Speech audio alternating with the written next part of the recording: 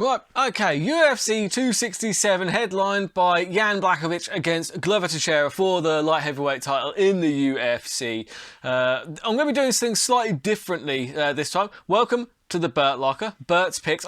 Basically, I'm going to do the picks kind of more live going through this, going forward, just because I feel like it's a little bit more organic, a little bit more fun, because I'm just doing the whole main card this week, so I'm not going to call it the Burt Locker fights in 15 because there's no way that I'm getting through all of these in 15 minutes. But what I am going to do is I'm going to edit each fight down into clips so that you can just pick out whichever fight you want to look at, because this is such a good card. Like I said, I'm focusing on the entire main card. There are some decent fights on the prelims as well. But before I get into all of that, let's just, so we're going to be taking a look at UFC 267. This is Burt's breakdown of UFC 267.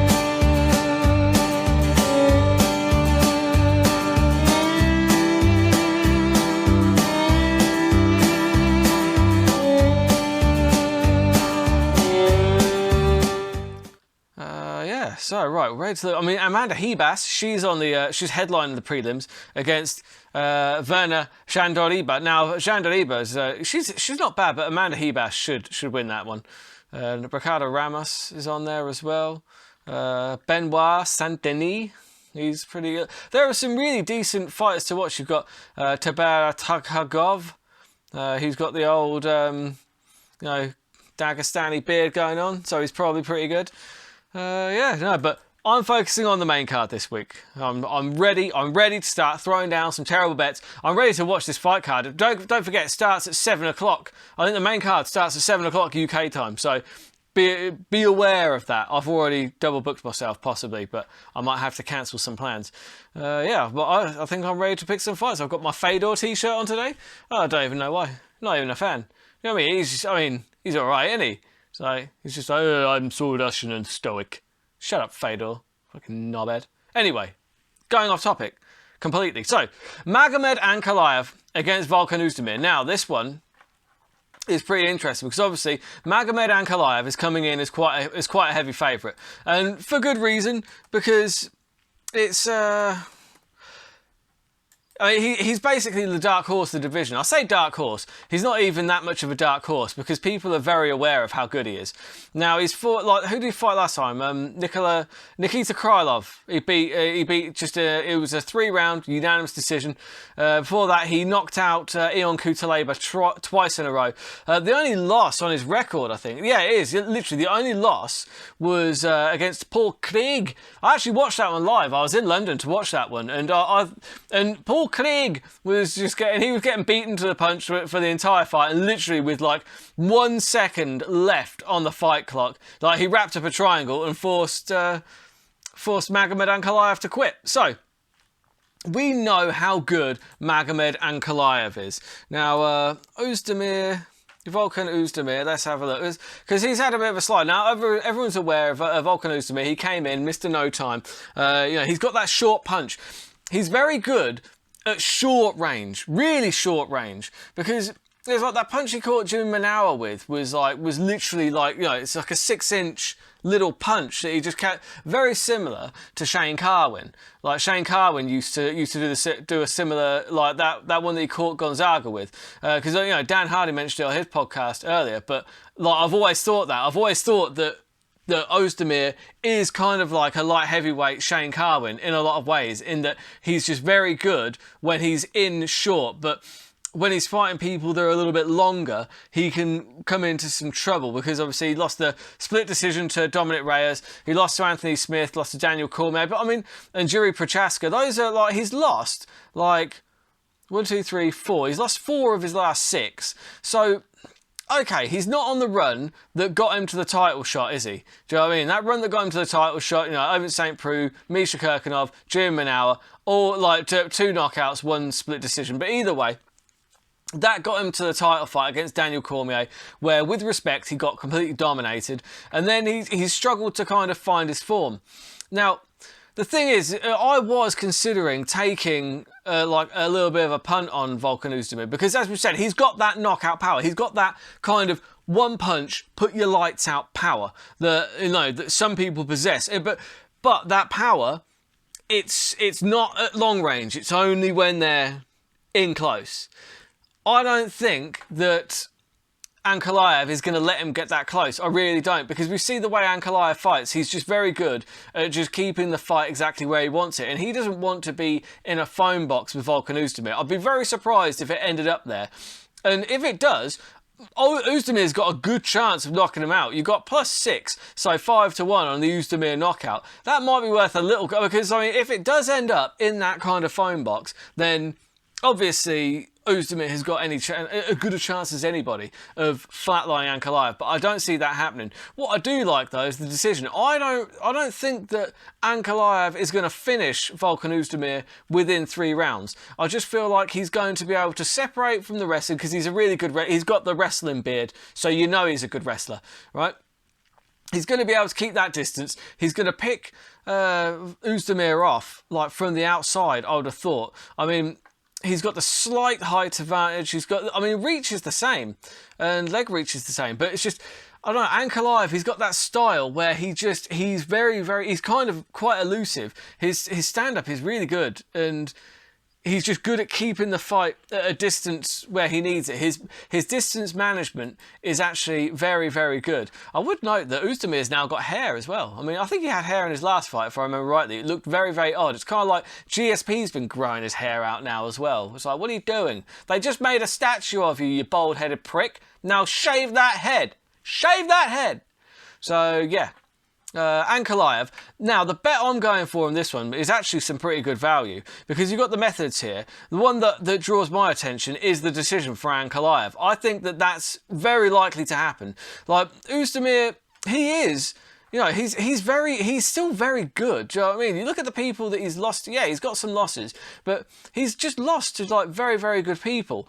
He does tend to lose. Well, the only worrying thing about that bet is that he does tend to lose by finish, you know, not TKO by Cormier, submitted by Anthony Smith, and then he went to the split decision loss for Reyes, and then he got knocked out by Jiri Prochaska.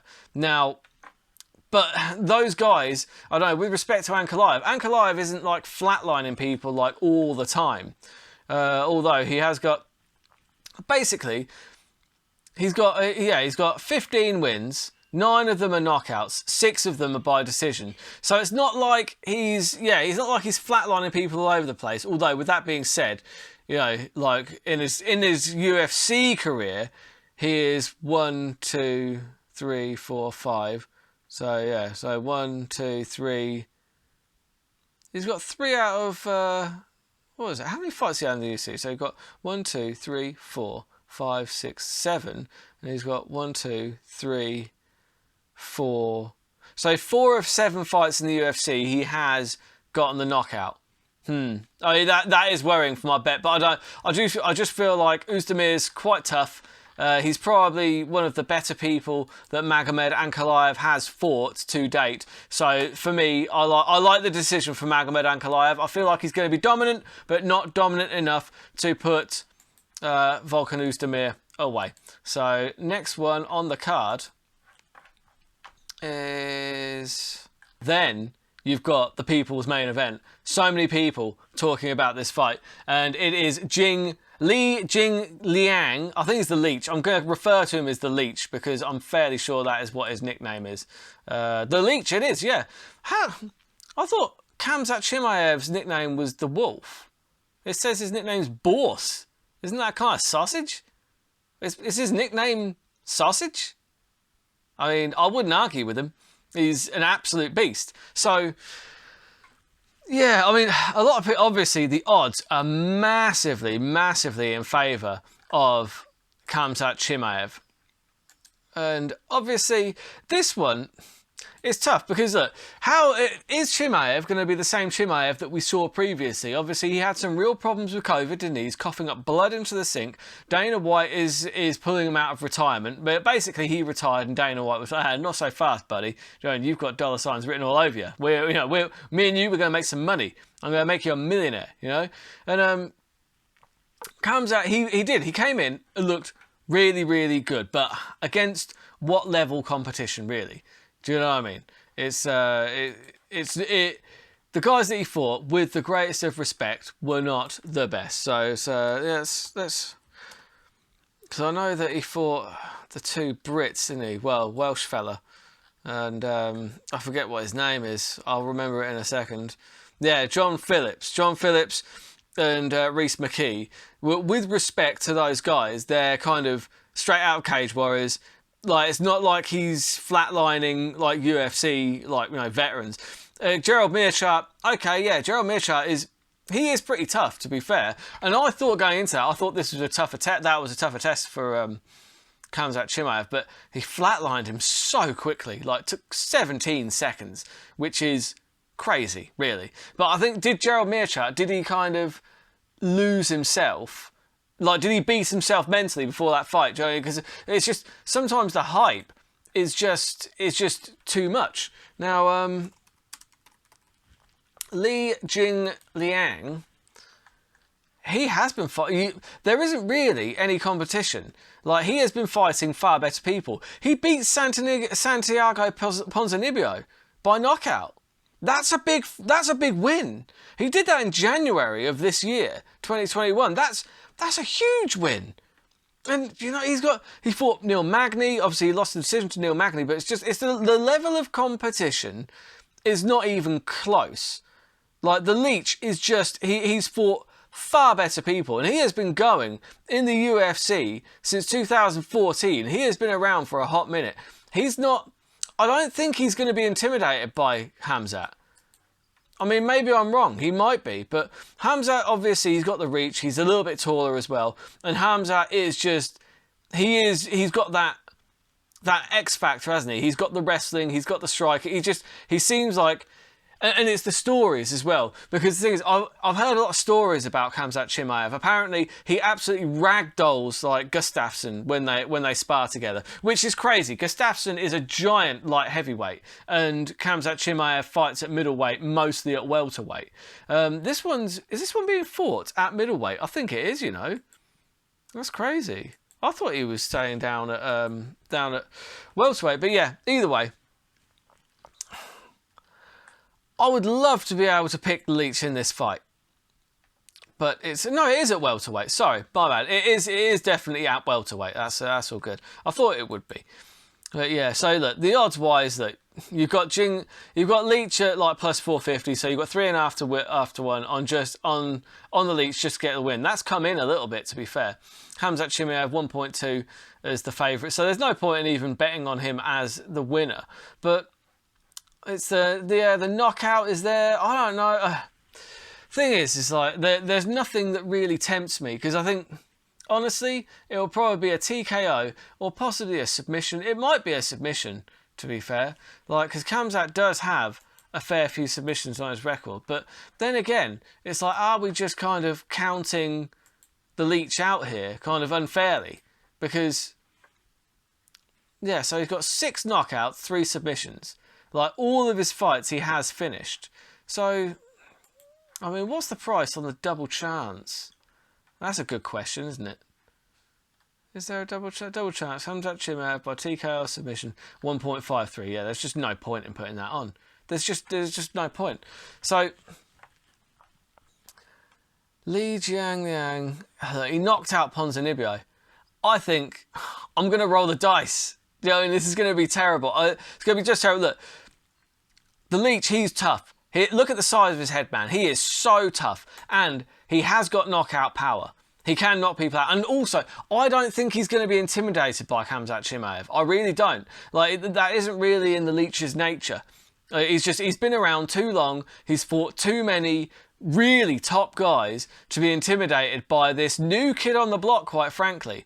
And like I said, you can hear all the stories that you want, but we haven't really seen it from Chimaev yet. Gerald Meerschaert, that was impressive, but Meerschaert, did he beat himself before he got in there? It seemed like he kind of did. He looked like a rabbit in headlights.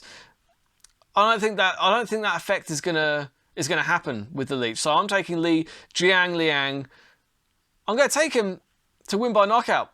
You got +7 on that. +7. So you got 6-1 on the knockout. Look, at the end of the day, the other factors that I'm pulling in here is that Khamzat Chimaev might not be the same Khamzat Chimaev that we remember. That you know, who knows what kind of effect? He was coughing up blood, man. That's not good. That ain't good, is it? So yeah, I'm gonna take Li Jiangliang in that one, just because. You know, why the fuck not? You know, he's got a chance. Then you've got Alexander Volkov against Marcin Tybura. Now this is really, really interesting because look, Alexander Volkov is an absolute savage. There is absolutely no doubt about that. Obviously, he lost to Cyril Gane, but who doesn't lose to Cyril Gane these days? Do you know what I mean? That was a weird one. Like, Cyril Gane, he makes people weirdly tentative, and that's what happened with Volkov. It seemed like he was just afraid to throw. Now the bookies have Volkov as a heavy favourite here, and you know, kind of rightly so.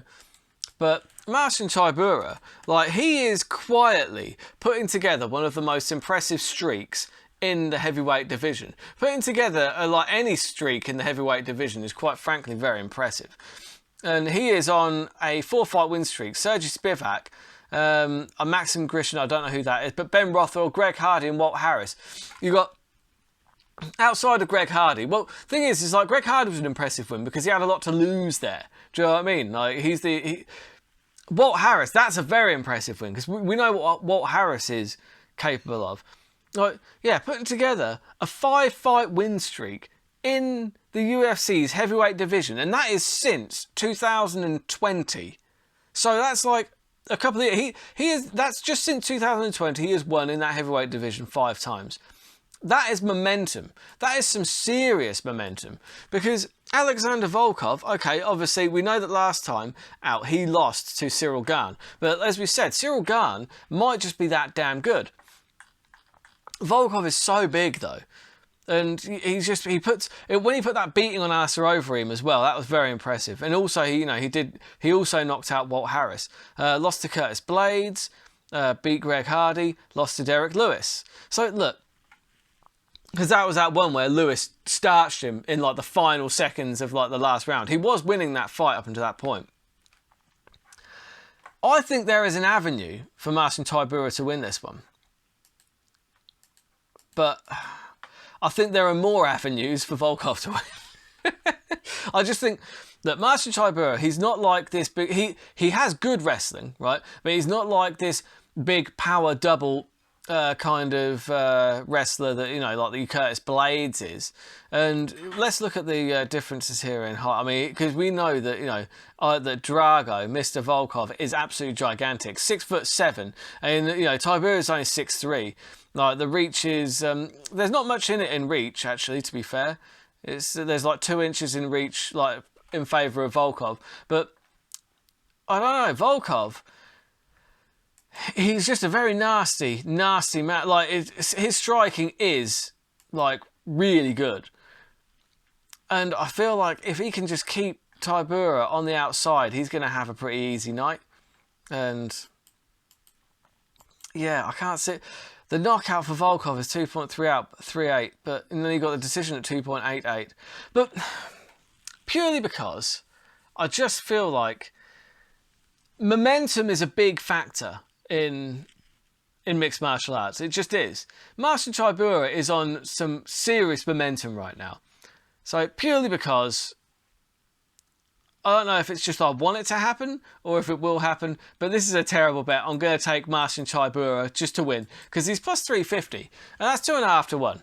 So look, to win any means necessary, it is the heavyweight division. Absolutely anything can happen. And I think people are forgetting just how game Marcin Tybura is, right? So I'm taking Marcin Tybura in that one. Now, the one where I'm probably not going to go with the underdog... Actually, no, I will. I will again. Islam Makhachev against Dan Hooker. Good Lord. I mean, the big balls on Dan Hooker walking in there and taking on Islam Makhachev. He doesn't have to do it either. He really doesn't.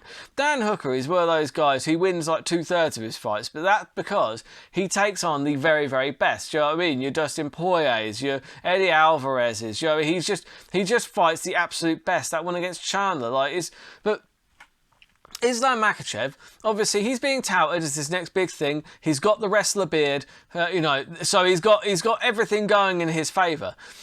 But he has never fought somebody as good as Dan Hooker. I will say that. That is I can say that very confidently because, like, Who has he fought? Let's have a look here.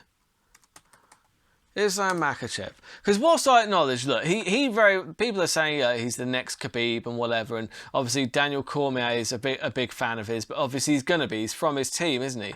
But who has he really fought? Drew Dober, Davi Ramos, Thiago Moises. Like, literally, it's just a list of people that you would expect somebody with the wrestling credentials and fight caliber of Islam Makhachev to beat. Like, they're all people where, like, I've never looked at an Islam Makhachev fight and thought, oh, well, yeah, no, his opponent's going to give him problems there. I've never thought that until this week.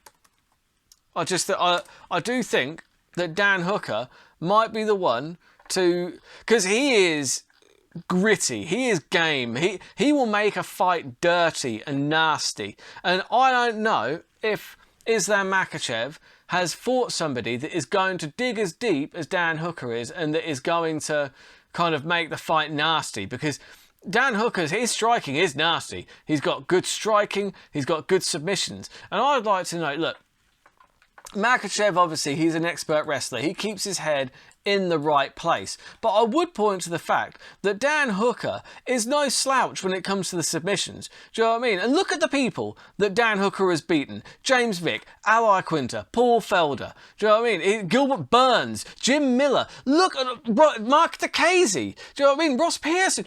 Oh, those are some huge, huge names in the sport of mixed martial arts. You compare that to Islam's list, it's like, okay, so Islam Makhachev has been quietly compiling this giant winning streak by fighting just absolute nobodies. And you know what?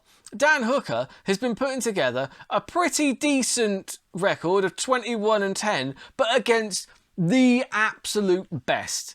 The division, there is no contest. When it comes to resumes, Dan Hooker has the better resume. That is a fact. He does have the better resume. Now, we all know what Makhachev's going to do. He's going to come in and grind and try and get the fight down to the ground. But like I say, Dan Hooker, he has got ways to win this fight. And I just feel like for me, the value is definitely on Dan Hooker, because you're getting like 4-1 on Dan Hooker, which is absolutely crazy for a fighter of his caliber. And I'm banging that on the bet slip just straight up as a 5-1. But I would also draw your attention, look, Dan Hooker has got 7 submissions on his record. He likes a submission. He likes getting the chokes, right? Now, I know that Makhachev, he is a really expert wrestler and his head is always in the right place. But what if his head just slips to the wrong place once and Dan Hooker grabs a hold of that neck and gets a guillotine? 26, you got 25-1 on that. And in fact, I'm gonna have a side bet on the finish for Dan Hooker for both of them as well, just because you've got tens for the knockout TKO and 25-1 for the submission. That is absolutely crazy. That's worth it. There's so much value there. It's ridiculous. Just literally, it's worth. Keep those odds. Keep the stakes low, obviously, because Makhachev. There's every chance that Makhachev just takes this to like a decision or a submission. If I was betting on Makhachev, I'm definitely taking the submission. You're getting pretty good value on the submission, to be fair, for 3.10. That's probably a way more sensible bet. To be fair, I might just put the £1 on Dan Hooker as a straight up. No, I'm sticking with my convictions. I'm sticking with my convictions here. Dan Hooker to win is going on my accumulator, because it makes my accumulator ridiculous, and that is what I'm all about. I'm all about just ridiculous accumulators. I don't want good accumulators. I want ones that are just like so unlikely to happen that it just it makes your eyes water. Love that. Petr Yan against Cory Sandhagen. This has got Fight of the Night written all over it, because Petr Yan is just a nasty, nasty human being, isn't he? Like, if he wasn't in the UFC, he would be in a Russian prison or a Russian gang. Look at the state of that dude. He is just terrifying. Do you know what I mean? Like, I would never want to fight him. He brings so much pressure and he's just so good in every area. He doesn't really have a weakness. That being said, Cory Sandhagen, he just seems to be able to pull things out of the bag when he needs to. So this is going to be a really interesting fight.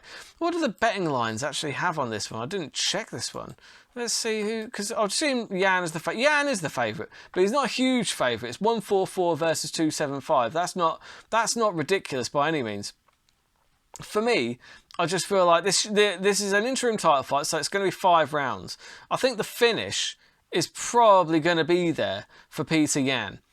I just feel like Cory Sandhagen, like we saw it against TJ Dillashaw, he made too many kind of mistakes, right? And if you make those kind of mistakes against Petr Yan, he is going to punish you. Like I said, I am very high on Petr Yan. He's just a nasty piece of work, and I like that in a fighter. I think there's room for more nasty fighters. I'm not saying that he's a nasty, horrible person, but he probably is. And I just think that Petr Yan, he's going to do something nasty to Cory Sandhagen. I think it's most likely going to come by way of TKO knockout. I think it's going to be a TKO. He's going to knock him to the. There's going to be a scramble. He's going to get to the ground. And it's going to be a TKO win for Petr Yan. And then, obviously, you're going to have the Aljamain Sterling fight weight in the wins. But I'm not counting Cory Sandhagen out by any means. Sandhagen, he's got some of those, like, if he lands some of those flying knees, because the only problem is like, Petr Yan, he doesn't tend to get out of the way of strikes. He just covers up. And he's very good at blocking. Now, if Cory Sandhagen throws some of those crazy flying knees up the middle and Yan doesn't move out of the way, he just stands there and covers up and takes one right in the mush there. I mean, that's a possibility, isn't it? That could happen. I've seen Stranger Things. Terrible show, Netflix. Don't even watch it. It's terrible. But yeah, no, I've seen weirder things happen than Cory Sandhagen getting the knockout. But for me, I'm taking the 310 on Petr Yan to get the knockout, because I just feel like that's what's going to happen.